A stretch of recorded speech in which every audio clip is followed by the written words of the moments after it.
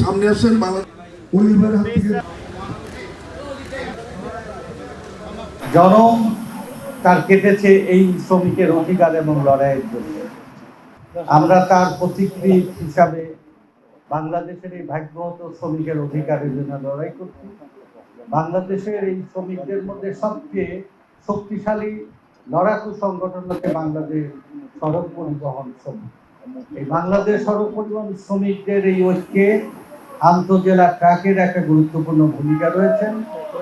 এই ইউনিয়নের আজকের এই মৃত সদস্যদের আর্থিক সহায়তা প্রদান অনুষ্ঠানে মৃত যে শ্রমিক ভাইদের পরিবারের সদস্যরা রয়েছেন তাদের প্রতি আমি সম্মান এবং কৃতজ্ঞতা জ্ঞাপন করছি।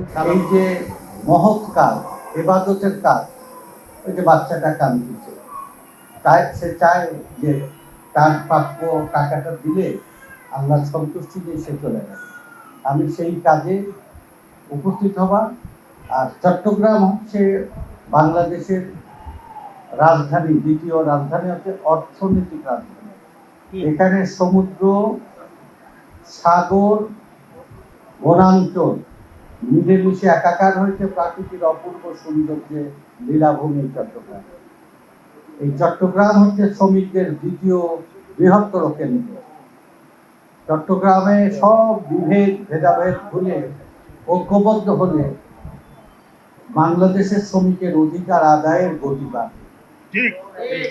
এই গতির জন্য আমরা প্রাণান্ত চেষ্টা করছি। ঐক্যবদ্ধ হওয়া হচ্ছে শ্রমিকদের প্রধান শর্ত। ঐক্যবদ্ধ হতে হবে, ভেদাভেদ মিলে যেতে হবে। আমি সবাই যদি একমত হয়, সরাসরি যে সোয়াবের যেটা কাজ, ইবাদতের যেটা কাজ, সংগঠনের সম্মান এবং মর্যাদার কাজ, মৃত সদস্যের পরিবারের নাম ধরে টাকা দিয়ে দেওয়ার জন্য এমপি সাহেবের হাতে দিবেন।